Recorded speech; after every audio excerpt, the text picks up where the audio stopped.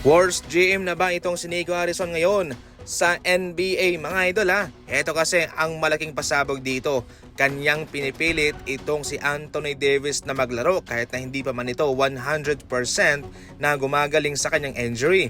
Ayon sa impormasyon mga idol, magaling daw mag-manipulate ng players itong si Nico Harrison at umabot na nga sa punto na kanyang nakumbense itong si Anthony Davis at si Anthony Davis na mismo ang kumumbinse sa kanilang kupunan na kaya niya nang maglaro kahit na posibleng ikapahamak ito ng kanyang Achilles mga idol at posibleng ikapunit pa.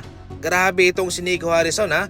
Maganda siyang magsalita na animoy mayroon siyang concern sa iyo pero hindi. Papalaruin kanya para ma-justify lang kung ano ang kanyang gustong mangyari para sa kanyang sarili. Sa ngayon ay wala pa namang konkretong mga impormasyon patungkol kay Dirk Nowitzki bilang bagong general manager ng Dallas Mavericks.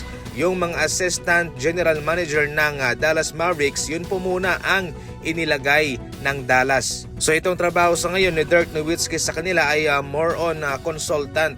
So mayroong hinihinging mga advice itong si Patrick Drummond sa kanya kung ano ang kanyang gagawin. Kasama rin po si Mark Cuban na ayon sa source ay nakipag-meeting muna si Patrick Drummond kay Mark Cuban bago sibakin si Nico Harrison. Sa ibang balita naman, worst defense na nga itong LA Clippers sa ngayon. Na-injured pa itong si Bradley Beal and out na for the rest of the season. Ito yung problema kapag naghahanap ka ng mga veteran star player. Ang lahat ng yan ay hindi masyadong magaling dumepensa kasi sa kanilang kupunan sila yung bida. Meron silang mga kasama na siya yung gagawa ng depensa. Kaya ano ang mangyayari kapag meron kang mga veteran star player na isasama mo sa isang kupunan? Kaya mahirapan talaga silang dumepensa. Sa madaling salita mga idol ay gumagawa lang po ng kanilang problema itong LA Clippers sa kanilang kupunan.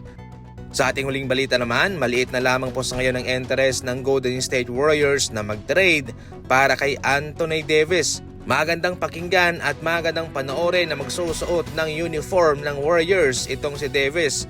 Pero nakita na ho ng Golden State Warriors ang totoong kalagayan niya sa Dallas Mavericks na sa ngayon nga ay 15 games lamang ang kanyang inilaro sa pangkabuuan at marami siyang injury. Kaya hindi po ma-afford ng Golden State Warriors na kumuha ng isang big man na ma-injured rin naman at hindi po nila mapapakinabangan. Sa ngayon marami naman silang centers, Al Horford na kanilang binabalanse lamang yung paglalaro para hindi po ito ma-injured. Maliban kay Al Horford, meron din silang Quentin Post na sa ngayon ay gumaganda rin naman ang laruan.